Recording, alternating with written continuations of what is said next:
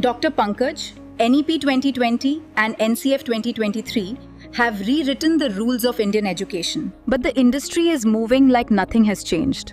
Publishers are still printing the 2010 playbook in 2026. Schools are stuck between two worlds. So tell us honestly, what is really happening on the ground? And the publishers who are still sleeping on this shift, what exactly are they risking? Neha, let me say this without filters. This is not a reform. This is a revolution. NEP 2020 and NCF 2023 have not updated education. They have replaced the old operating system entirely. The old India said memorize, reproduce, forget. The new India says understand, apply, create impact.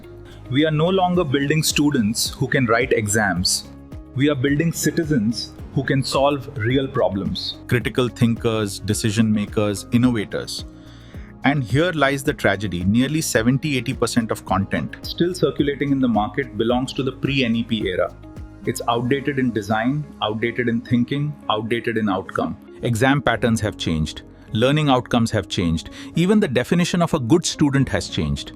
But the content hasn't. Schools are already waking up. And when they wake up fully, they will reject outdated content without hesitation. This is no longer a business question. It's a responsibility question. Because you're not selling paper. You're shaping a generation. The ones who adapt today will lead the next decade. The ones who delay will become case studies of what went wrong. That's the reality.